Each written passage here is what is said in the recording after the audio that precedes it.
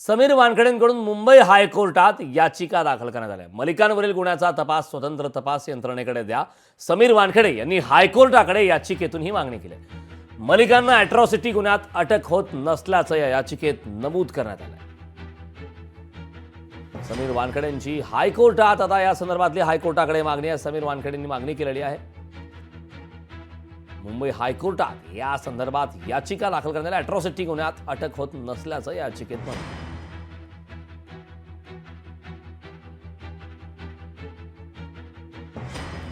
समीर वानखेडेंकडून मुंबई हायकोर्टात याचिका दाखल करण्यात आलेली आहे. यामध्ये मलिकांवरील गुन्ह्याचा तपास स्वतंत्र तपास यंत्रणेकडे द्या. समीर वानखेडे यांनी हायकोर्टाकडे याचिकेतून ही मागणी केलेली आहे. मलिकांना अॅट्रॉसिटी गुन्ह्यात अटक होत नसल्याचं या याचिकेत नमूद करण्यात आलं. या संदर्भात ताजे अपडेट देण्यासाठी माझा सहकारी अक्षय मावळे आपल्यासोबत जोडला. अक्षय, समीर वानखेडेंकडून मुंबई हायकोर्टात आता याचिका दाखल करण्यात आलेली आहे. यामध्ये महत्त्वाचं, मलिकांवरील गुन्ह्याचा तपास हा स्वतंत्र तपास यंत्रणेकडे द्या अशी या याचिकेतून मागणी करण्यात आली. काय या संदर्भात सविस्तर माहिती?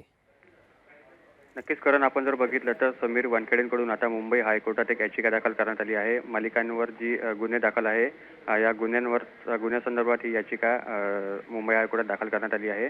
आणि आपण जर बघितलं तर नवाब मालिक बिनधास्त माध्यमांशी बोलत असून खुल्या वावरत असताना त्यांच्यावर कारवाई का केली जात नाही असा देखील जो प्रश्न आहे तो प्रश्न समीर वानखेडे यांनी या याचिकेत उपस्थित केला आहे. आपण जर बघितलं तर मालिकांविरोधात अॅट्रॉसिटीचा जी गुन्हा, या गुन्ह्यात अटक देखील होत नसल्याचं या याचिकेमध्ये नमूद करण्यात आलं आहे. तर नवाब मालिक हे राजकीय नेते असून पैसे आणि आपली राजकीय जी ताकद आहे याच्या जोरावर ते पोलिसांना मॅनेज करत असल्याचा देखील आरोप या याचिकेमध्ये केला आहे. आणि आता समीर वानखेडेंकडून संपूर्ण तपास जो आहे, या तपास यंत्रणेकडे, स्वतंत्र यंत्रणेकडे द्या आणि या संपूर्ण प्रकरणाचा तो तपास आहे स्वतंत्रपणे तपास झाला पाहिजे, अशा संदर्भातील जी एक याचिका आहे, ही याचिका समीर वानखेडेंकडून मुंबई हायकोर्टात दाखल करण्यात आली आहे. आता या याचिकेवर मुंबई हायकोर्ट काय नेमका उत्तर देतं हे आता बघावं लागणार आहे.